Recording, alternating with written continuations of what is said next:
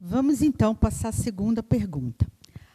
O postulante à posição de reitor, via de regra, representa um ou mais grupos acadêmicos, políticos, nucleados em torno de um modelo de universidade. No entanto, a universidade como um todo está ameaçada pela profunda crise que acomete o Brasil. O modelo econômico, ora em construção, prescinde da universidade. Considerando este contexto, qual projeto para a Unicamp a sua candidatura representa? Quais os rumos que a Unicamp deve seguir nos próximos anos? Explicite 3 a 5 pontos principais desse projeto. Então, essa é uma pergunta, né, na qual a gente tem que olhar a Unicamp para fora, na minha visão, né?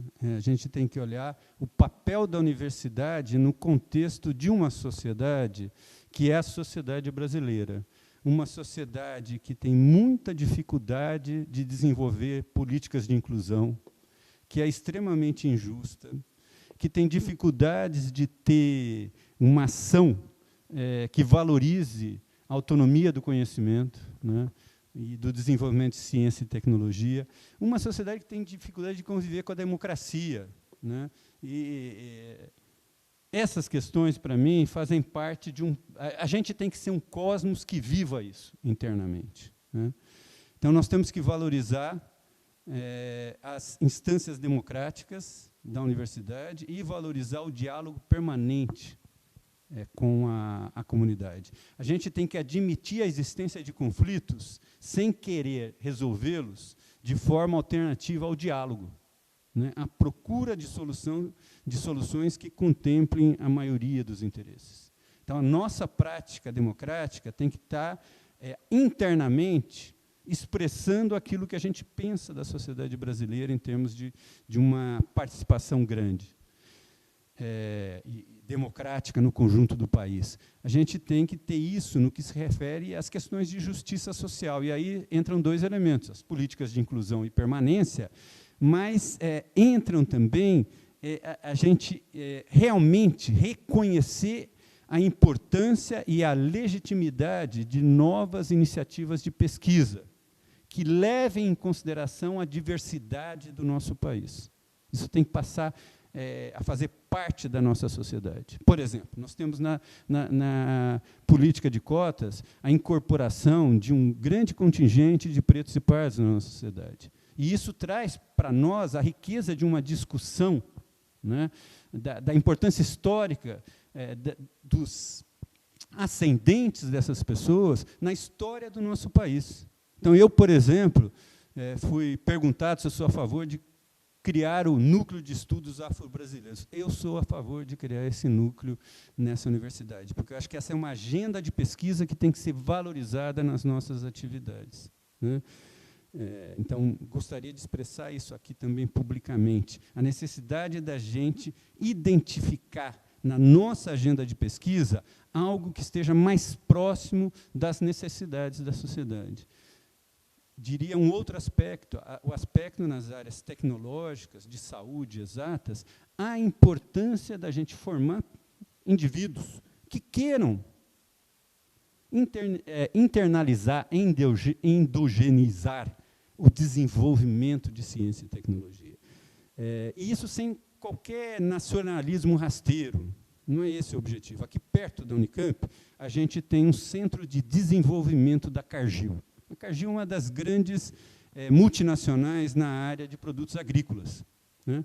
Mas é um centro de desenvolvimento. Sabe o que significa isso? É um centro que adapta a tecnologia, ele não é um centro de pesquisa. A Cargill tem centro de pesquisa na América do Norte, na Europa e na Ásia. Mas nós estamos aqui no principal país agrícola desse mundo, né? E nós não temos uma multinacional daquele porte que valorize a pesquisa aqui dentro. Mas nós temos mais de 100 faculdades de engenharia de alimentos nesse país. Várias outras áreas se interessam pela pesquisa em ciência e tecnologia de alimentos, né? Então, a gente precisa valorizar isso. a possibilidade de desenvolver ciência e tecnologia nacional. Isso tem que estar expresso na administração da nossa universidade, né? Então, eu dei aí alguns exemplos de como eu imagino a universidade. Para fazer tudo isso, um último ponto importante é, de fato, a gente se abrir para a sociedade. Então, entre os nossos, volto a repetir isso, eu disse em outra questão, resposta a outra questão, nós temos que ter um espírito acolhedor da sociedade e irmos ao encontro da sociedade para sermos acolhidos por ela.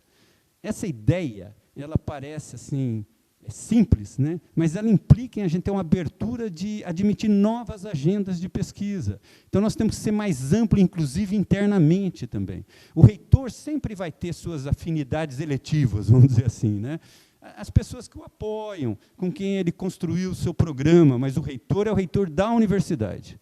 Ele não pode ser, em nenhum momento, seletivo, né? Ele está pautado por um programa e por um espírito democrático e que valorize a atividade do conjunto das pessoas.